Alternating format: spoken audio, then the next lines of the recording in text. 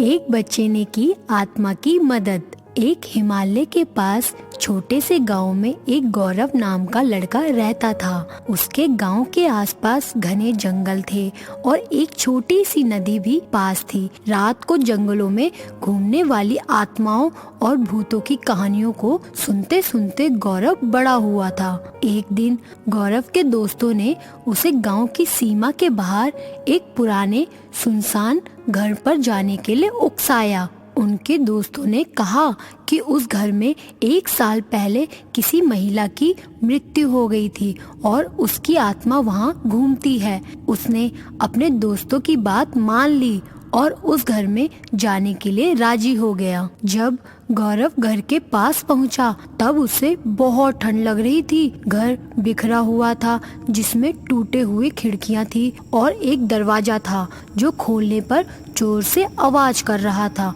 गौरव सावधानी से दरवाजा खोलता और घर में दाखिल होता। घर के अंदर का माहौल बाहर के जैसा भयानक था।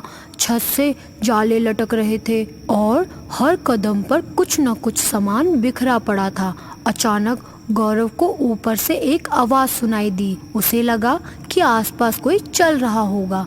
गौरव हिम्मत करके ऊपर गया और देखा लंबी बाल वाली एक औरत सफेद साड़ी में उसकी तरफ आ रही थी। गौरव डर के मारे भागने की कोशिश कर रहा था कि उस औरत की आत्मा ने उसका एक हाथ पकड़ लिया और गौरव से विनती करने लगी कि मेरी मदद करो। यह सुनकर गौरव चौंक गया और उस औरत ने कहा, मैं घरेलू हिंसा का शिकार हुई हूँ।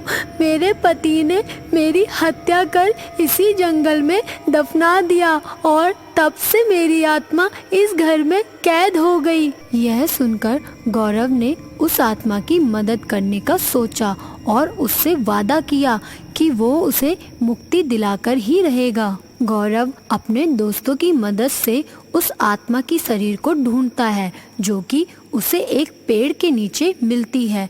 फिर गौरव पुलिस को ये सूचना देता है और पुलिस उस आत्मा के पति को गिरफ्तार करती है और कोर्ट उसे आजीवन कारावास की सजा सुनाती है। गौरव एक पंडित को लेकर उस घर में जाता है और पूजा पाठ करवाता है।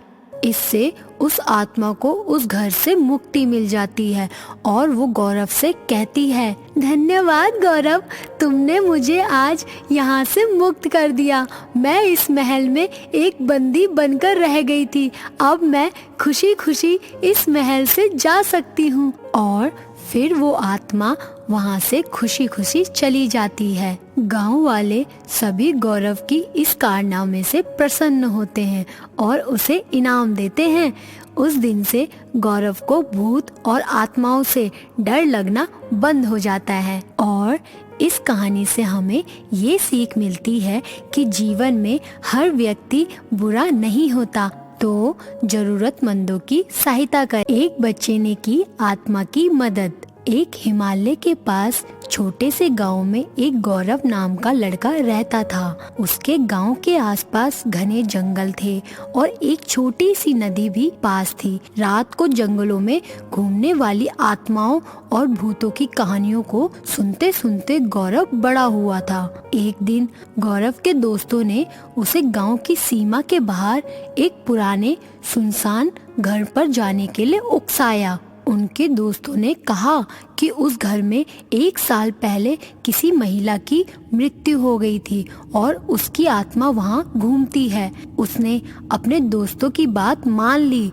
और उस घर में जाने के लिए राजी हो गया। जब गौरव घर के पास पहुंचा तब उसे बहुत ठंड लग रही थी। घर बिखरा हुआ था जिसमें टूटे हुए खिड़कियां थी और एक दरवाजा था जो खोलने पर जोर से आवाज कर रहा था। गौरव सावधानी से दरवाजा खोलता और घर में दाखिल होता। घर के अंदर का माहौल बाहर के जैसा भयानक था। छत से जाले लटक रहे थे और हर कदम पर कुछ न कुछ सामान बिखरा पड़ा था। अचानक गौरव को ऊपर से एक आवाज सुनाई दी। उसे लगा कि आसपास कोई चल रहा होगा।